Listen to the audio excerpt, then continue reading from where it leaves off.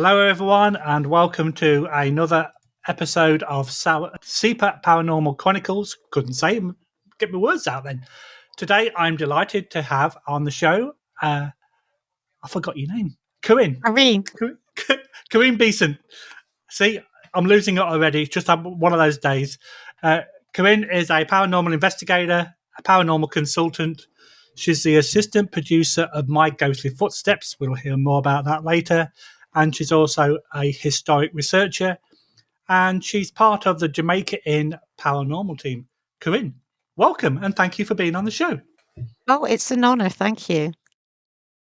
See, and for everyone that knows, me and Karin have just been talking offline, and the conversation we're now having was nothing like you're about to hear. This is all sensible. Trust me. Okay, so could you start off by giving us a little bit of background about yourself, please?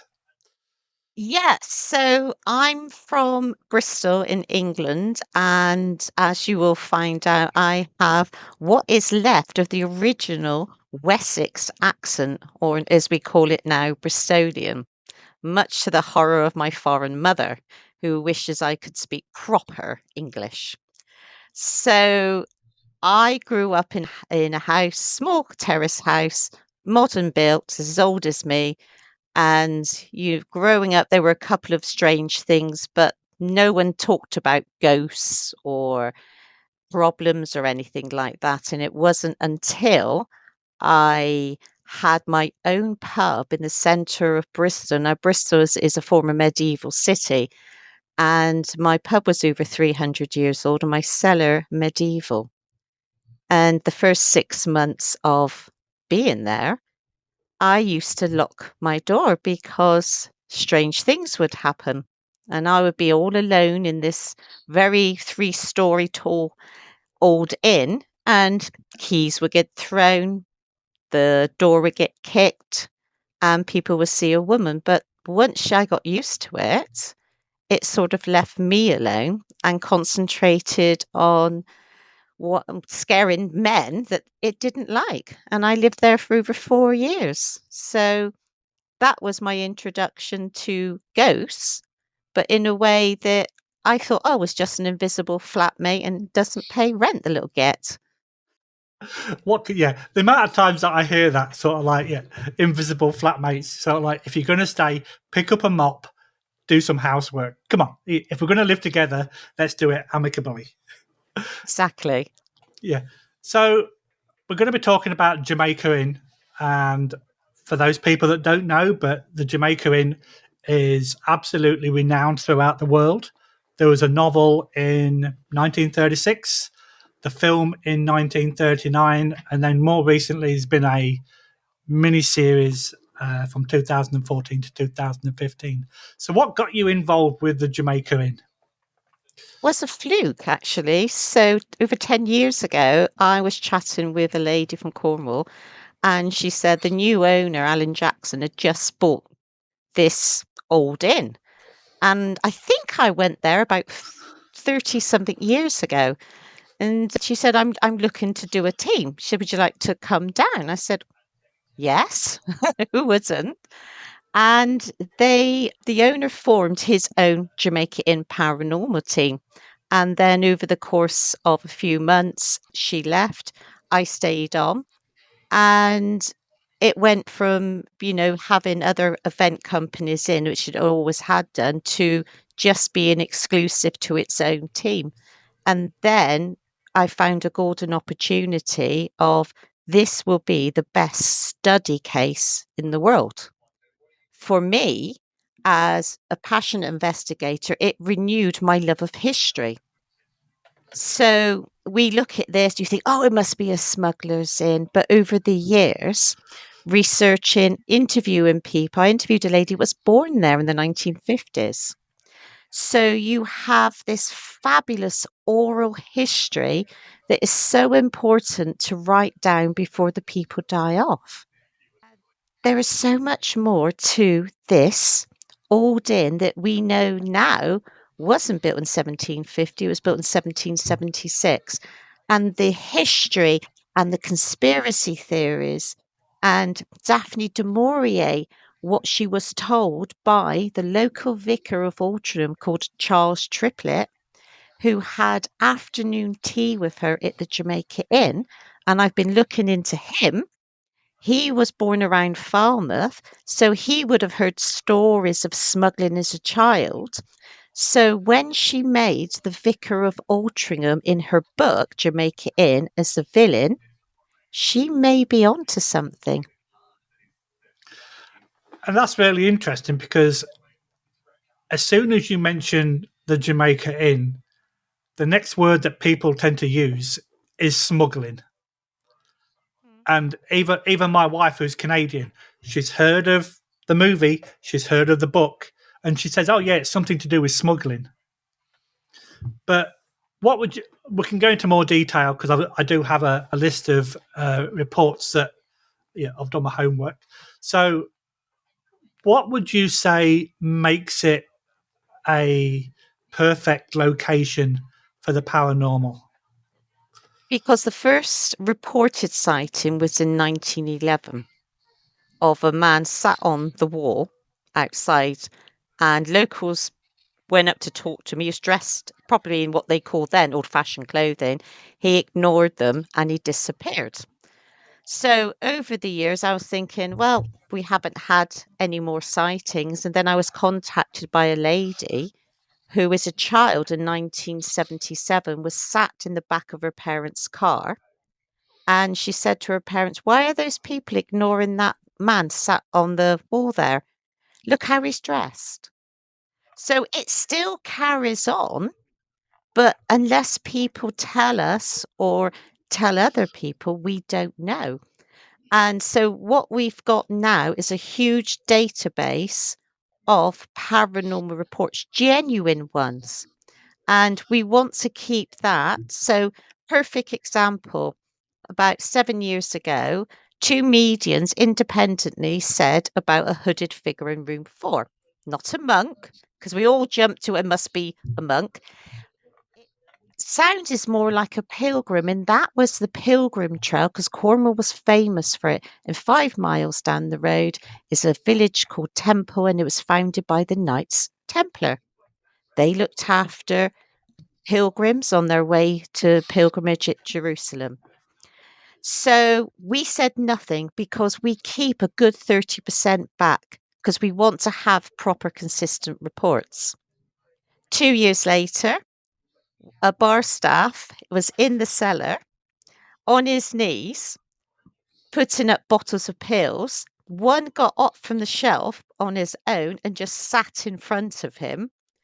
And he looked to the left, and being a Cornish lad, he said, "I saw bloody Gandolf." And that's how he described him.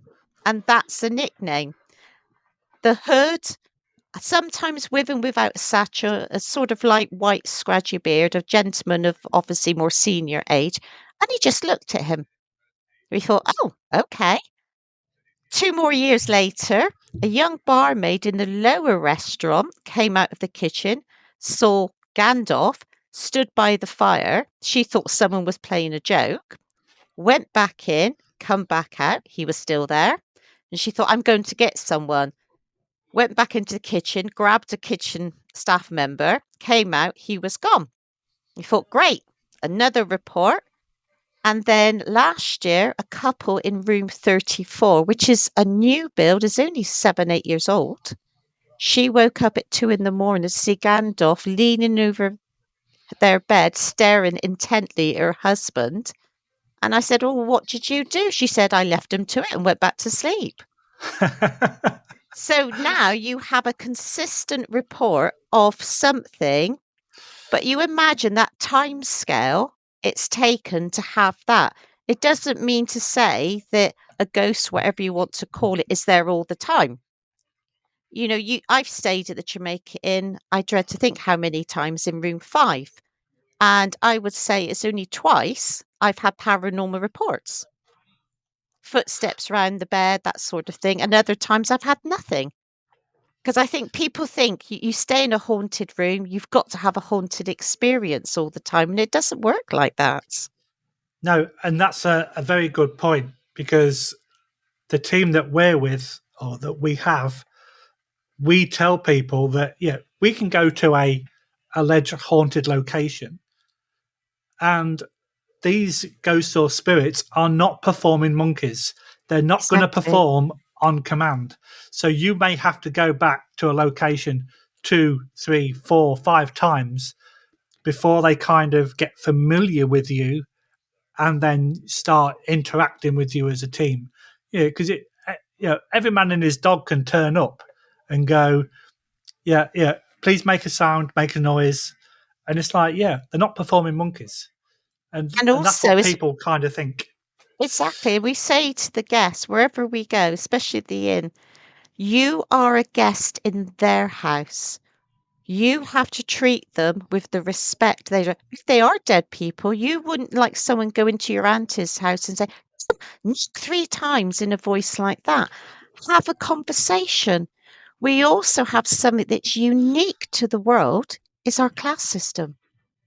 So one of the adverts we saw for Mr. Ching's worm lozenges was the son of the man who actually built the Jamaica Inn in 1798. And newspapers in those days were so graphic. And it said that James Broad, yeoman, so he had a title, he's a respected man, of the Jamaica Inn, particulars can be produced, suffered greatly with pain in his bowels and his stomach, and he took one of Mr. Ching's worm lozenges, and the following day he excised worms of various lengths from a few inches to 7 feet. And it was signed with the good men of Launceston, which is the old capital of Cornwall, advocating Mr. Ching's lozenges. And we found out later that those contained mercury. So they weren't that good, really. But what Oh a my god, wonderful advert. And again, absolutely. it is all about so the man who built the Jamaica Inn, Captain John Broad, he was a sea captain, a merchant sea captain. We always address him after his title is Sir because he earned that respect as a captain of a brig to be called Sir. And again, our class system was so ingrained and is so ingrained now. I went to a famous historic location, and one of the ladies, I just said, "Hello, Lady Caroline, how are you?" I would have never have said Caroline because that is how we are brought up to respect those of gentry and title. Exactly. And like, I couldn't agree more. And even when I go on investigations, if we go to reported haunted locations, I always kind of apologize out loud for all the replication of the questions. And I do say, we're here with the utmost respect. We don't consider you to be performing artists. Yeah, but if you can communicate, please do so. And I do it in a polite, kind way rather than go right. Everyone's here. Bang on the table 3 times. Just let us know. So like, they're not performing monkeys, and that's what a lot of groups or a lot of teams kind of expect, that you walk into a house or a property and you get like interaction straight away, but that's not how it works. Perfect example. About 3, 4 years ago, I hired um, Chillingham Castle. So I hired it. We booked all the apartments to stay just for investigators, 3 days and 3 nights. Now, me, I am such a groupie for one of our King Edwards, the Longshanks. I had nothing paranormal happen to me. I didn't care. I could have licked the walls because my hero was there. Yet a colleague had the most amazing experience in the King Edward room because she has a bad leg. She said, "You do the tour. I'm going to stay here and wait for my team." So she sat in the dark 15 minutes looking at two mannequins dressed in sort of early medieval style clothing. 15 minutes after her team come up, she looked round. There was just one mannequin. So Wow. imagine that mannequin ghost thinking, well, they normally run off screaming and she's just staring at me. But it Oh, shows, Would I go back to Cheltenham? Oh my God, yes. Because it's the history that's the most important. And also, if you are going to investigate, know the history, know how people spoke going back in time. Our modern language is alien. It's like a different language. Yeah, and that's a good point again, because one thing that I never ever do is, oh, can you touch that device? Back in the 1800s, the word device was never about. It wasn't even invented. So I always prefer to say we have some toys, because everyone knows what a toy is. So we have some toys that have got a green light on or a blue light or what. Yeah, if you feel you can go up and touch them, please do so. But I refer to them as a box or a toy. I never use the word device because that, like I say, that vocabulary is completely foreign to them. Exactly. And, we say to guests, right, we don't know. No one knows, oh, this haunts it, that haunts it. We can surmise what we think. But how can we prove ghosts exist, let alone which ghosts are what? So, as I Exactly. say to guests at the Jamaica Inn, I said, right, Captain Broad, he was there from 1776 to 1798 when he sadly died. What was going on? Napoleonic Wars. King George III was Mad King George. His son, nicknamed Prinny, was chasing married women. Taxation was high, smuggling was rife. And it also was a working farm for nearly 100 years. So that gives you an idea of the type of conversation to have to someone from that time period. What is relatable to them, not us? So we have to stand. I mean, my education, the school I went to, was awful. It was notorious, a very rough school. So I'm not a professional historian, researcher, etc. I love history, so I remember things.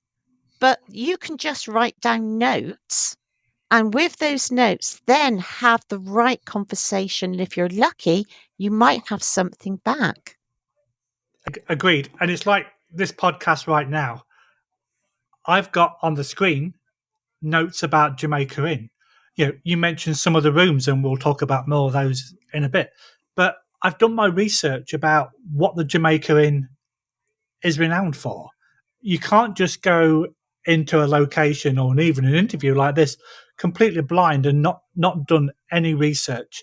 And I, like you, I'm really big into my history, and you can see behind me I've got like photographs from the TV show Sharp, based in the Napoleonic War, because I'm big into my Napoleonic War. Oh, But you've got lovely. but you've got to know about what you're investigating and where you're going.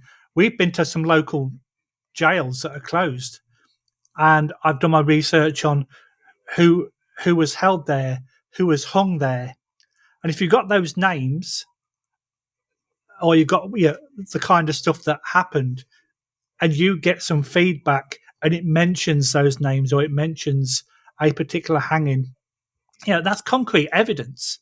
Hmm. You can't just go in there completely blind and go, "Oh, they mentioned sandwich. How can we relate that?" You can't. But if it's mentioning a name or an activity that happened, then that's the way forward. So moving on from that, you say that you've got this database of activity. Can you mention some of the other stuff that's been going on at the Jamaica Inn?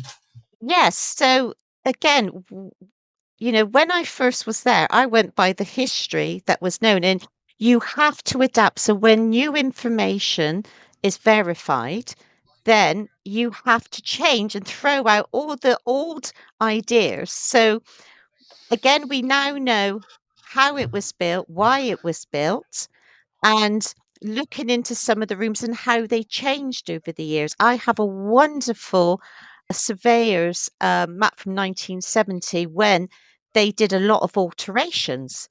So reports of the man in the 50s with the green cape, that was seen. I wondered why he walked a particular way. Now I know, because an entrance or a walkway there's now didn't exist in the 50s. And so you think, brilliant. Reception used to be a generator room, before that, a cattle shed. 'Cause like I say, it was a working farm. So you think, right, okay, in 1820s, there were these number of rooms, 1840s, there was more, 1870s, there was more. And so you work out the layout, etc. And we also interviewed a lady that lived there in the 1950s, a 17-year-old working there, especially for the summer season. And she said, right, the museum, that was the cafe. The coaches used to come in here. Our kitchen was there. So you think, right, now you know that bit of history. If you have reports from people walking through this wall, you know that there wasn't a wall there, there was a door. And all this correlation to me is so important, and it's not mine. It belongs to the Jamaica Inn. And as we say, there are 5 of us in the team. The Jamaica Inn's the star. We are just the paranormal custodians.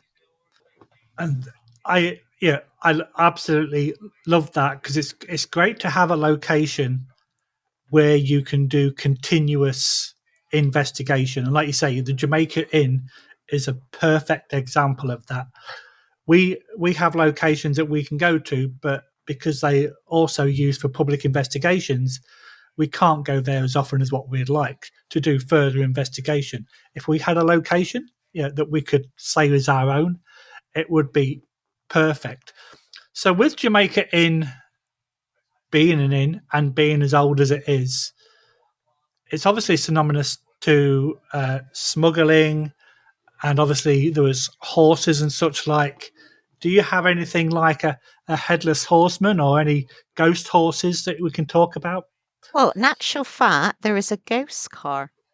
I collect all these old books about hauntings in Cornwall, and it's brilliant how you see the early reports are so different to the reports now. So, as representatives of the inn, we have to be careful that we don't insist on our opinion is correct and go by the actual evidence. So, like, the early days, it was the coach, the sound of a coach, and the rims. Now, some people say on the cobbles didn't were put down there, sorry, to the 1950s, so it would have been gravel and dirt. We have early reports of gravel and dirt, a man on a horse. That doesn't seem to happen now. Very, very rare. The last 2 years, we're getting more reports of barrels being moved on gravel. So, my argument is, why do things change? So, the 1950s, the landlady then, the landlady from Mr. Gross's second wife, she said to her daughter many years later that during the day, the Jamaica Inn was lovely, but she hated it when it went dark. It gave her the creeps. And the young girl's bedroom was room 5, one of the famous ones. And the only way she would sleep as a 2 or 3-year-old was to put the pet Alsatian in. So we think, oh, brilliant. And then we have a story of one night of Caroline's team, a team member sleeping in there. And like myself, they have dogs on the bed when you go to sleep. And she thought there was a dog on the bed with her. Now, not knowing the original story, does that mean dogs still sleep on that bed? Could be sort of echo from the past. I'm not saying it's a ghost dog. And also, she was saying as well that they had a pet pig. They had famous people visit the Danish Royal family when she was a 3-year-old, and she had a dolly, and one of the princesses grabbed her dolly and she shoved the princess on her ass, much to the horror of her father, the manager. And I said, well, what happened? She said, apparently the parents thought it was hilarious because obviously people don't tend to push princesses over on their backside. Now, that is a brilliant oral story, but also it's oral history. And Yeah. that is so important to write it down. Myself and Lisa, at some point, we're going to correlate it all together, but we still have more things to know. So Room 5. Everyone associates room 5 with Hannah, this girl lost at sea with her mother. It's not real. It's a story of, I don't know who made it up, but it's become a ghost, if you want to call it that, in its own right, that people leave her toys and writes letters to Hannah the ghost. But we're very honest. We know who lived there, most of who lived there. We have children there, and we can surmise the names, but can we prove it? No, of course not. Yeah, we had a location a few months ago that was renowned for smuggling back in the day. And it was the first time that a team had ever been to investigate. And we did a double Estes method. And for those people that don't know, the two people that are involved are wearing blindfolds, they're wearing headset, and they're listening to white noise. And allegedly, you can pull out words for the spirits to communicate. And we picked up a name, and then when we asked her who she was, she actually said that she was a smuggler. So Nice. the fact that there was smuggling back in the day, we only had a first name, so we don't know how she was connected to the family that owned the property. But she could have been a servant that was getting a bit of cash on the side. But the fact that we got a name and she said that she was a smuggler was like quite remarkable. The fact that we knew that there'd been smuggling in that area. Well, But going, sorry, but go on. my pub 30 years ago always had things coming through the door. I used to get my perfume from an Irish con man who had a contact in Debenhams. Clothes. All the local pubs where I live now, everyone on a Sunday would get trainers, things off the back of a lorry, etc. That is local enterprise. And local enterprise went on then. So we know that the man who built the Jamaica Inn was a sea captain. I'll make it really short because it takes too long. Before Jamaica Inn, Bolventer didn't exist. There was no building. It was just an old Roman track. So he agreed a lease.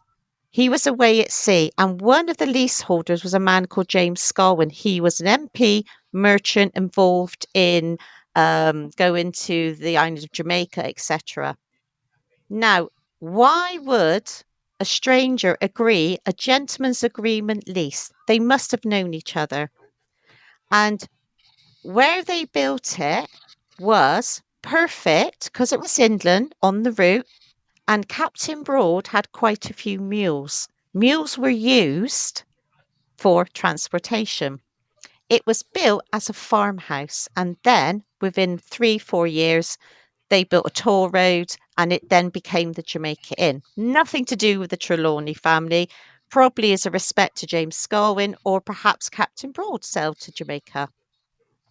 Now, you think, okay, smuggling went on, but he got married in 1783. Now, the local parish church, Altrincham, there was a curate there, not a vicar, a curate. His name was James Benito. Just a lowly curate. He married him within 2 years. This curate was in the court as a domestic chaplain, a teacher to the Prince of Wales, the future George IV. How did that happen? Where would you hide goods in plain sight? Remember, there's no tunnels where the Jamaica Inn is granite, the vicarage or the church. And his other son, Captain Broad, had the pub in Altrincham as well. So you had the passageway. Can I prove it? No. But if you wanted a base that looked like a farm and then just a small inn just to change horses, because that's all it was, perfect camouflage. That's brilliant. So you mentioned a few minutes ago about the way that the spirits seem to have changed through time. You don't see the horse and carriage anymore. So moving forward through time, I've yet to witness any ghosts that have got the baseball caps on back to front and jeans. But I do believe there's a story about during World War II with an American airman. Yet he's disappeared. We've had nothing for the last year. So just before D-Day, 1944, there were 8,000 US troops based around Bodmin and Bodmin Moor because obviously Cornwall was used to sail off and practice the D-Day landings. So on the 22nd of March 1944, General Patton stayed there, according to Claude Finneymore, the landlord, because he brought his own eggs. He had 12 eggs and bacon. Oh no, 12 eggs and gammon for breakfast. I looked at Patton's diaries, they're online. And the Jamaica Inn was still a temperance house and no alcohol. And he mentions about staying in a hotel and about the wonderful legs of a woman sat at the bar. So there would have been lots of Americans coming in there, and a local historian claims that our own General Montgomery came up to the Jamaica Inn to meet Patton. Now, they hated each other in real life. And when I first was there was an old timer, and I wished I'd interviewed him. And in his strong Cornish accent, he said, "You don't know what went on in the Second World War, losing secret meetings like, ooh." And you think, what a missed opportunity. So, this is fantastic. And on the 25th of June 44, Patton drove to Exeter train station, picked up Eisenhower, Colonel Bade, and according to an American's account, on a bluff, which is a hill within sight of the Jamaica Inn, Patton did one of his famous roaring speeches, etc., as the troops were going out to continue the advancement through Europe. It's history. And this Yeah. US airman, we had him for lots of times. A 16-year-old girl saw him come out of the kitchen door, go into the bar, but he didn't make a sound on the flagstones. And she looked up the uniform. That's why we knew it was an airman. But now, nothing. So, are you aware of any American airman deaths related to the Jamaica Inn that would justify this guy's presence? No. The only thing when supposedly people were talking, and again, we can't prove it. He had a love. He fell in love with a local girl. That's the only thing. And I believe if ghosts are real, why can't they go anywhere? So, did we just catch reports of a few times he visited and now he's had enough and he's gone back home? Who knows? And that's interesting because if he's in the military, he would have to go away. Let's just call them missions, Yeah. and then when he's on leave, he could come back to visit the Jamaica Inn. So I wonder, and there's no way that we can ever prove this. I wonder if the times that he was seen matched the times that he was on leave from the Yes. military to see his girlfriend. Yeah. But that's something that we can never ever prove until you get a name. And if you don't get a name, there's nothing else you can do about that. Well, the first name we had was Tank. He came from a landlocked um, part of America. And the D-Day, they gave them different names, so Yeah. Omaha and that sort of thing. He said he was parachuted in, not on the beach, but further in, and he got shot as he parachuted down. Is it true? I don't know. But it would be so lovely if we could get more information from him if he comes back. And if he doesn't, that's another one that's been there for a while and gone away. But we also have a modern ghost. He was first reported in the 1980s, and we've got 4 reports the last 3 or 4 years. And it's a lad in his 20s wearing jeans, an orange jumper with a crew cut. So Do you have modern. any? Do you have anything about him? No. Just seen in the upper restaurant and in the museum. Which is really strange. But again, that might be have been a location that he drank in as a, Yeah. and that was it. You know, came back to visit to see if it's Or changed. is it like a blip in time where, I love the fascination, the reports of people walking down a road, they see a lovely cafe, when they come back, it's an old ruin. That Time time slips. slip. Yeah.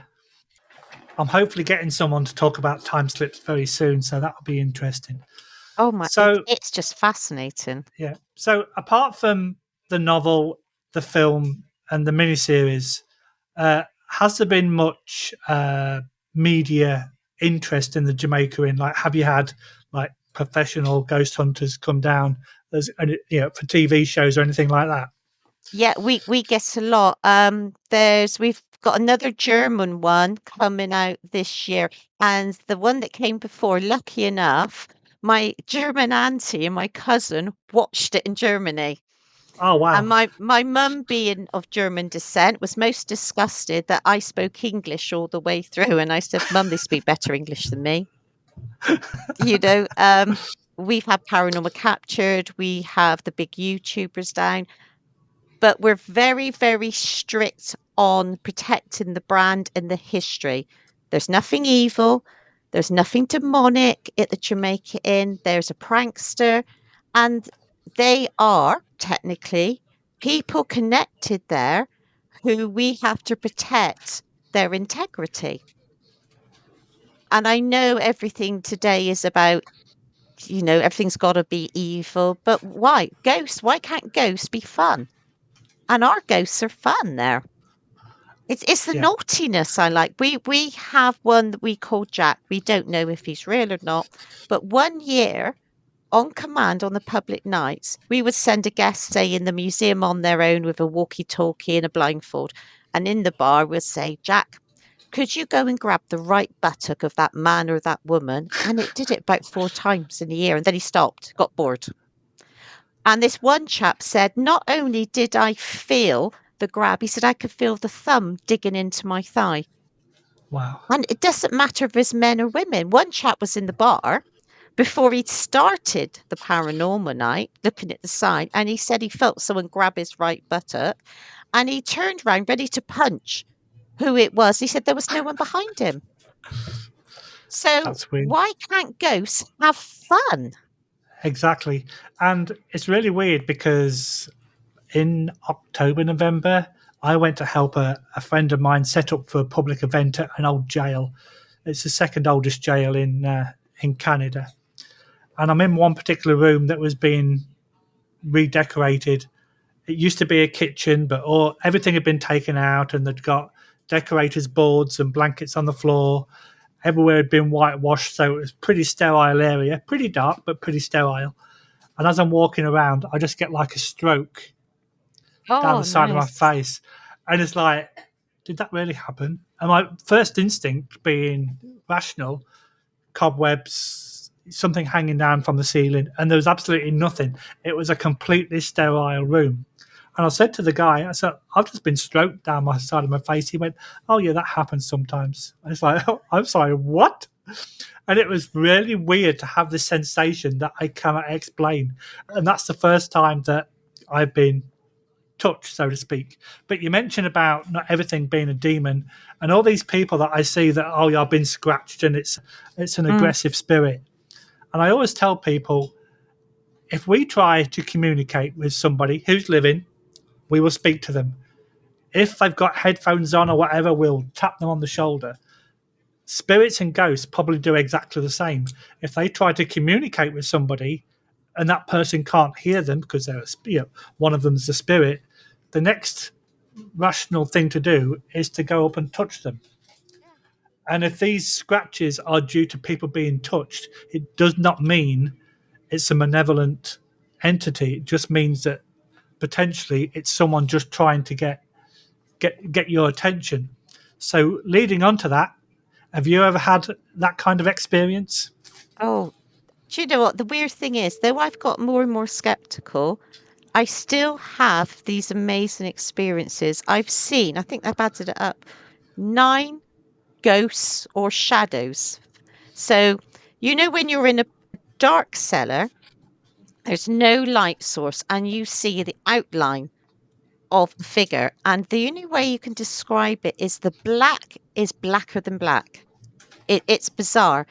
And one case, it was witnessed by someone else, and that was at St. Breville's Castle. But I think the funniest, oh, yeah, I've been poked, I've had my ponytail pulled. But I think the two funniest ones, and that's what got me to decide a few years ago that why have ghosts got to be scary? I was at a location in Birmingham and I was walking out 3:30 in the morning and a man's voice, and I could feel the whisper, called me the rude W word and said it in such a piss take way. I put my case down, I looked around, no one's thrown their voice, and I said, being Bristolian, so apologies, I said, well, that's bloody charming, isn't it? And I thought it was hilarious. And then recently, there's a location I advise, a charity location called the Warmley Clock Tower outside Bristol. And I was there with a few paranormal investigators, and I'm quite a busty person. And I thought perhaps it was a moth, but it felt like a finger had just been pushed down between my boobs for a little grab. And I thought, no, no, it's got to be a moth. I can't see a moth. And then I felt a stroke behind the neck. And I said to my colleagues, I said, well, this ghost must have sunglasses and a white stick, or either that he's desperate to come and choose me. But I didn't mind at all because I get more than, I wish my husband would do that, let alone a ghost. Oh my god! So we've been talking about Jamaica Inn for this time, and we are coming towards the end. But putting aside Jamaica Inn, what's one of your favourite locations that you've investigated and why? The other one that I do the most is Woodchester Mansion. I'm doing it twice. It's usually 2 or 3 times a year, private hire. And Chris Howley, he looks after that. His historical knowledge is fabulous. And we go there to do experiments. So one time we dressed up from different periods because obviously before Woodchester, it was a Georgian mansion or Georgian manor called Spring Park. So some dressed it up Victorian, Second World War. I was the Georgian cook because I had the figure for it, you see. So I was walking around saying, I burnt the guinea fowl again, me lord. So we did that. It was an amazing night. And then we came back and we did World War II. So we all had military uniforms. Unfortunately, I couldn't get my backside into real English uniforms because there's a wonderful place in Frome called Bath Theatrical Costume Hire where they've been donated real uniforms from the Second World War. Oh wow! So I was lucky enough to have a coat of an English military policeman, and my dad was one. It would have been what he would have worn in the 1950s. And we had some really weird things. We first put all the clothing in a circle down in the library, and we put motion activated boxes. So, it could have been, a low flying bat or something because there's bats there. But they seemed to respond on command when we were on the first floor. And then we got dressed in it. And one time, the men were down in the cellar, and Kev felt as if something was crawling up his leg. It was bizarre. Now, is that because we chose a certain time period? We had fake cigarettes that look as if you were smoking, cards from the Second World War. So we were reenacting when the Americans, the Canadians, and the English soldiers were there. And that's my favorite experiment. And Woodchester's an amazing place. If it likes you, it plays with you. That's the only way I can describe it. Same as the Jamaica Inn. It's like they're "Well, okay, lads, here we go. Let's have some fun." That's a great story to finish with, and I can guarantee that the next time my wife and I come back to the UK, the Jamaica Inn will be on our list, and we expect a personal guided tour by yourself. That would be lovely. Okay, Karin, it's been an absolute pleasure talking to you. Your stories have been amazing. I thoroughly enjoyed them. So I will say goodbye to now, but I'm sure we'll talk again in the very near future. Thanks very Thank much. you. Take care. Bye bye. Bye bye.